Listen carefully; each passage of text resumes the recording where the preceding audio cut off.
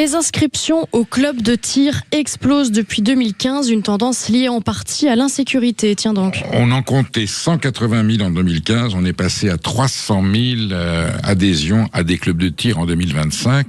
Les Français auraient-ils peur, Maude?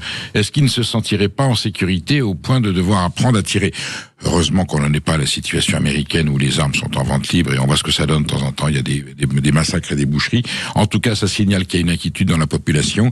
Et surtout, ça signifie quoi? Qu'on estime peut-être que les pouvoirs publics, que la force publique ne sera peut-être pas toujours là pour défendre les citoyennes et les citoyens quand ils seront en danger.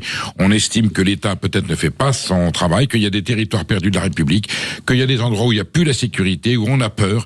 Eh ben, on va faire ce qui évidemment est totalement condamnable, police soi-même, mais quand la situation est là, et ben à un moment donné, il faut bien savoir se défendre. Espérons que ces gens-là n'auront pas besoin de leur expérience dans des stands de tir, qu'ils n'auront pas à user d'armes à feu pour se défendre, et que la République sera là pour préserver leur intérêt et leur sécurité. D'autant que ce sont eux qui seront condamnés, bien sûr, s'ils font usage de leur arme, même en cas de légitime défense face à quelqu'un qui n'est pas censé non plus avoir une arme.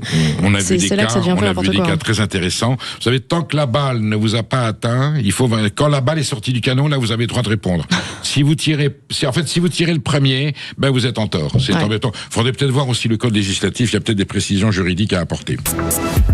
Si vous avez prévu de voyager par avion ces 2 prochains mois, renseignez-vous. Certains pourraient être annulés par manque de carburant. Oui. La compagnie Transavia annonce qu'au mois de mai, elle va supprimer ou modifier certains vols. Alors les voyageurs seront remboursés ou on leur proposera très vite un autre vol sur la même destination où ils pourront annuler et rembourser. C'est curieux parce que le président de la République a dit pas plus tard qu'hier qu'il n'y aurait aucune récession au niveau des carburants, qu'il n'y aurait pas de privation. Ce qu'a démenti le patron, M. Pouyanné, patron de Total, qui a dit si ça continue comme ça dans 2 ou 3 mois, on aura à un moment donné une récession et on aura des privations. Et là, c'est Transavia qui met les pieds sur le tarmac et qui dit carrément, moi je vais être obligé de supprimer des vols, donc renseignez-vous bien.